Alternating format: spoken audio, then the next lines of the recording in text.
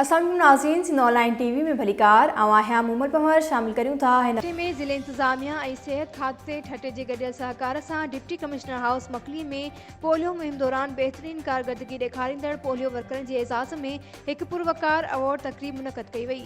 Sindh online TV के bureau chief दरिया खान खुश्क मौजूद डिप्टी कमिश्नर गज़नफर अली कादरी चयो त तारीख़ शाहिद है त जॾहिं इंसान पैदा थियो हो पंहिंजी जुस्तजू सां ही अॻिते वधियो, जंहिंमां साबित थिए थो त इंसान में जुस्तजू जो रुझान मौजूद है जेके पंहिंजी अणथक मेहनत करे बेहतरीन कम करे रहिया आहिनि।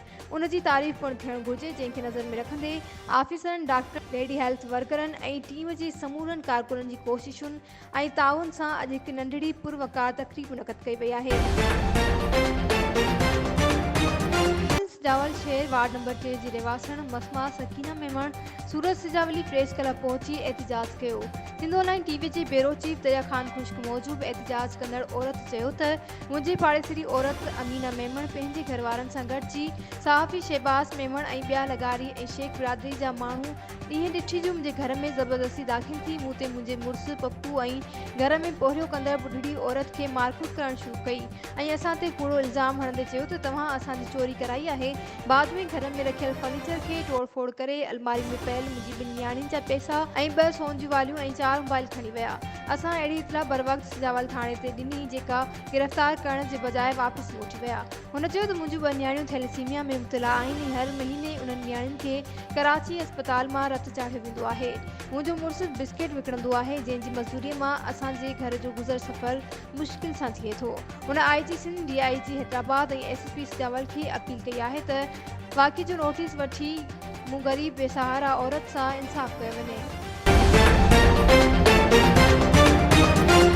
सिंधवासियुनि जे ख्वाबनि जी तकमील हैदराबाद, कासमाबाद, नसीमनगर चौक पर सां सोमरा वॉलपेपर, PVC पैनल समूरनि शहरनि में मयारी ऐं बेहतरीन सर्विस ॾेई रहियो आहे त पोइ देरि न कयो, हाणे ई राब्तो कयो असांजी टीम सां जेका तव्हांजे हिकु कॉल ते अव्हां वटि पहुचंदी, जेका बणाईंदी तव्हांजे घर खे ख़ूबसूरत ऐं अव्हांजे ख्वाबनि मुताबिक़।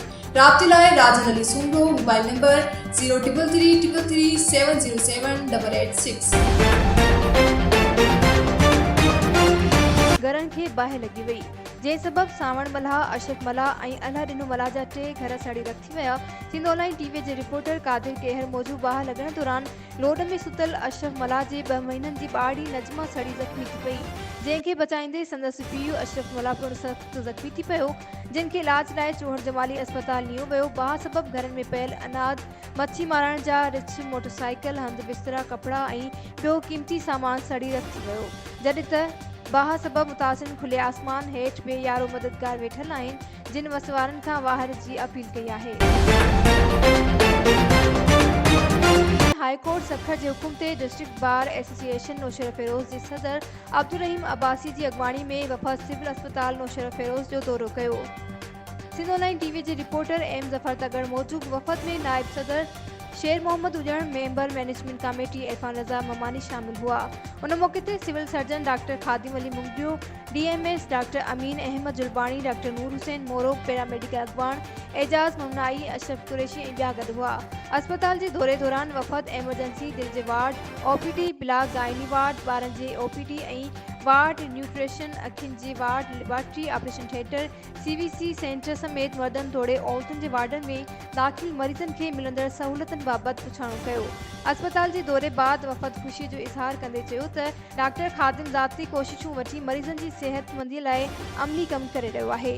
अॻवान चयो त civil surgeon ultrasound machine, X-ray machine समेत 5 एम्बुलेंस घुराए मरीज़नि खे सहूलियतूं ॾेई रहियो आहे, जॾहिं त अस्पताल अंदरि गुलनि, ॿूटनि ऐं वणकारी तोड़े सफ़ाई जो पिणु चङो बंदोबस्त कयल आहे। अस्पताल इंतज़ामिया जो चवणु हो त गैर संजीदा माण्हू अजायो अस्पताल जो माहौल ख़राब करण जी कोशिश करे रहिया आहिनि। इदारा असांजो सरमायो आहिनि, उन्हनि जी हिफ़ाज़त असांजी अवलीन।